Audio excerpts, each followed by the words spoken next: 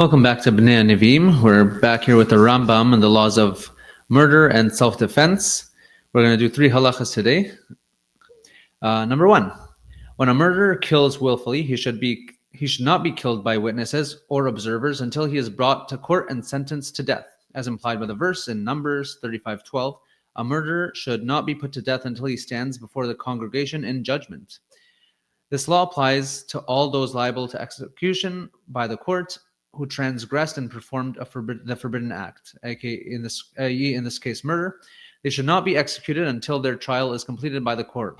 So we basically see here that any convicted felon has the right given to him by the Torah to stand before trial and court and defend himself, judgment by the court of law.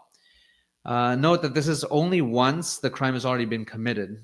We're going to see in the next halacha that if the person is in progress of committing the act, different set of laws apply. But this is after the act has already been done, assuming in this case that he has already murdered someone. And we also see that we don't have to wait for police or anyone to come by. In the next halacha, we're going to see that if someone's in the act of committing murder or attempted murder, we have to stop him by any means necessary. We don't have to wait for the police. So the next law is, when does the above apply?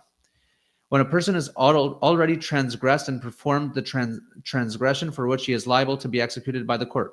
When, however, a person is pursuing a colleague with the intention of killing him, even if the pursuer is a minor, every Jewish person is commanded to attempt to save the person being pursued, even if it is necessary to kill the pursuer. So again, just like we mentioned earlier, if it's an attempted murder, the attack is in progress and they're trying to inflict bodily harm or worse, cause death to an individual, you're permitted to save that individual who is being chased. You don't have to know the circumstances on why he's doing this. You have to assume that you're at this moment saving a life and you have to go out of your way to defend this person's life. One interesting point is that in Jewish law, there's no such thing as prison.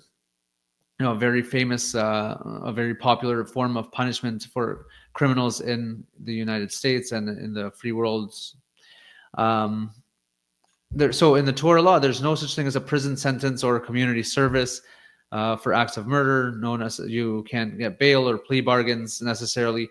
There is, however, incarceration, where when the judges are still presiding over the case and deciding what to do with the convicted felon, they're placed in holding or incarceration until they figure out what to do with this individual. Once this decision is made, however, the person is either set free if he is found not guilty, or he is executed. And I think in North America, there would definitely be less murder if people knew that their actions had such severe repercussions. I think there would be less crime in general if people realize that this could be the end of my life if I committed a crime. In general, also, we should know that the Torah does not punish out of just for the sake of punishment. The Torah's punishments are mainly deterrents. Funny enough, the judges who preside over these cases, their primary function was actually to teach Torah and go around Israel and teaching Torah law to individuals, to the nation, instill a sense of morality and a love of life in the youth, so that we don't have these cases where people come to see life so cheap where they can take it over any traffic violation, any road rage or anything like that. And we actually see this with the judge Samuel, the prophet Samuel, who was also a judge. The verses in the book of Samuel say that he actually traveled around Israel to teach the law to the Jewish people, to make sure that they were in the straight and narrow and in line with God's vision for creating a perfect society on earth. And again, this was in the days before there was a king in Israel, but that's when he was. But even still, any judge throughout the history of the Jewish people, when you had Jewish courts, the judge's primary function was to teach Torah. The next law is what is implied above. When is a person allowed to save a life in this manner, as we mentioned? If the rodef, or the guy who is attempting to commit murder, was warned and continues to pursue his intended victim, even though he did not acknowledge the warning, since he continues his pursuit, he should be killed. If it is possible to save the pursued by damaging one of his limbs, one should do that. Thus, if one can strike him with an arrow, stone, or sword, or cut off his hand, or break his leg, blind him, or in any way hinder his progression of committing this crime, one should do so. If there's no way to be precise in one's aim and save the person being pursued without killing the attempting the murder, one should kill him even though he has not yet killed his victim. So again, we see here the person is trying to commit murder, but you're stopping him before he commits this act. Obviously, we don't have time. Time is of the essence. You have to stop him right there and then. Again, here you have to follow your own state law with regards to defending yourself and others.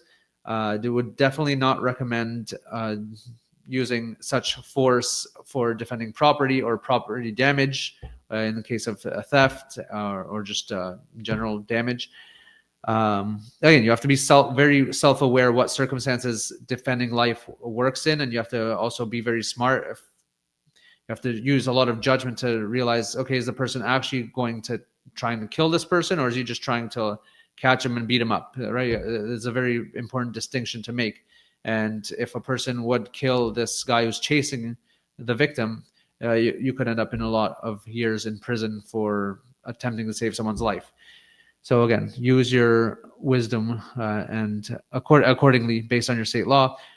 Here in Canada, my fellow Canadians who we're not allowed to defend ourselves necessarily, we wait the day that we can hopefully become the 51st state, hint, hint, and have our own 2A rights.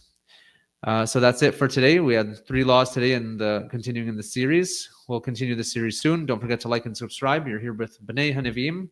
There is time, but no time to waste.